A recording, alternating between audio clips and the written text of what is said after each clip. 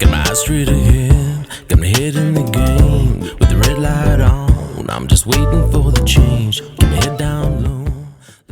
This headline here, counterterrorism police fed fixation of autistic teenager. This came out just today. Today is Monday, the 5th, I believe it's the 5th of February.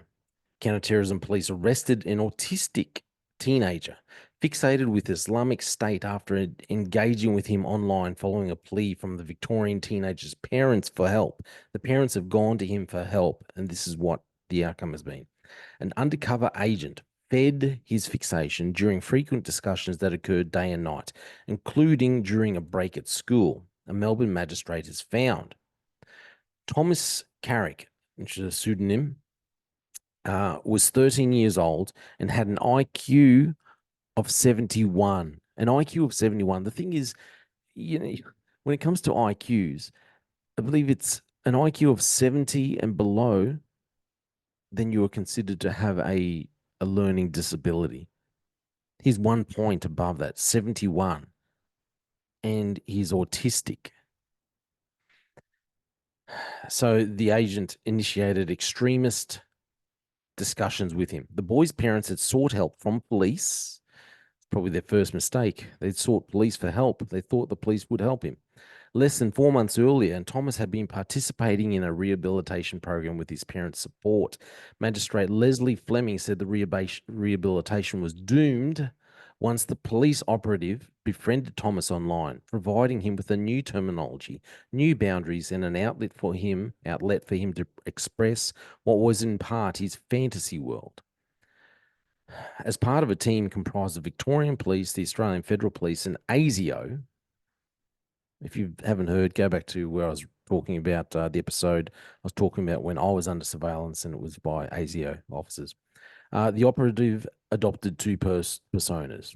The first one was a 24-year-old Muslim man from New South Wales and someone living overseas with more extreme views to collect intelligence against Thomas. In August 2021, Thomas's caseworker, assigned to assist with the boy's rehabilitation, attended the family home with two members of Victoria Police's Security Investigation Unit to search the teenager's bedroom. Officers charged Thomas with 2 terrorism offences in October 2021, weeks after he had turned 14, which is very important. He spent 3 months in custody before being granted bail in 2022, after an earlier bail was revoked due to a failure to comply with conditions. Fleming, this is the magistrate, found that police initially delayed charging Thomas until after he turned 14 to avoid the Dolai Incapax defense, which presumes a child cannot be held responsible for committing a crime. Now, remember, from all the information being given, his crime was for saying things. I mean, he might have said some despicable things, but this is a child who it seems like he had an inability. He needed special attention when it came to learning. He didn't have a great capacity for being able to understand situations. And yet they thought they should charge him with a serious offence. Magistrates go on to say the invasive and totally inappropriate search of the house occurred without authorization. Were the parents to be asked for their consent to search their son's bedroom, it seems likely they would have provided consent given their willingness to work cooperatively with the authorities and their absolute trust in the authorities. Thomas was first brought to the attention of the AFP in December 2020 by Victorian Protective Services, which reported he had fixated on Islamic State and terrorism and had viewed related material on school computers. Now, flick down to the evidence. Fleming said there was no evidence of any action taken by the AFP in December 2020, except that the Instagram and Telegram accounts used by the online operative during Operative Berglinster were registered. In April 2021, Thomas' parents went to a police station to ask for help because Thomas was looking at ISIS-related videos on his computer and asked his mother to purchase bomb-making ingredients. Remember, IQ of 71 and he's autistic. So that's the kind of person that would ask and think it's okay to ask your mother to go and purchase bomb making ingredients. Fleming said the boy's family embraced police assistance and had provided access to personal information, including Thomas's school psychologist, devices, and what appeared to be unlimited access to the family home and to Thomas. The magistrate said the evidence indicated Thomas had limited capability to enact on any of the behaviors discussed in the online chat. This, Fleming said, the police officer's conduct fell so profoundly short of the minimum standards expected that to refuse the stay application would be to condone and encourage further instances of such conduct. The community would not expect law enforcement officers to encourage a 13 to 14-year-old child toward racial hatred, distrust of police, and violent extremism. Encouraging the child's fixation on ISIS, the community would not expect law enforcement to use the guise of a rehabilitation service to entice the parents of a troubled child to engage in a process that results in potential harm to the child. But this is the problem.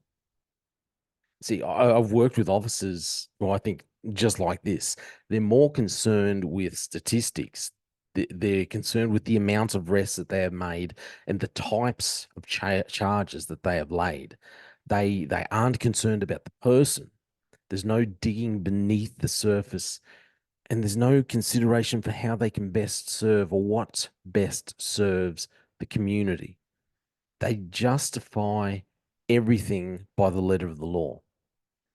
And the issue is that they are never truly held accountable. And it's just like many of our politicians. So, sure, they got a little reprimand from the magistrate, but this should never have been happening in the first place. But you go back to when the pandemic was on, and you have police commissioners justifying every action, no matter how outrageous it was, no matter how much the public might stand up and say, this is not right, this cannot be justified, should not be justified. Police commissioners all over the land and premiers all over our land were all justifying, saying, no, we can justify it. We can justify our actions.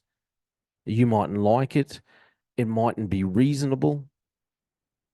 It mightn't be moral, but we want to ensure compliance.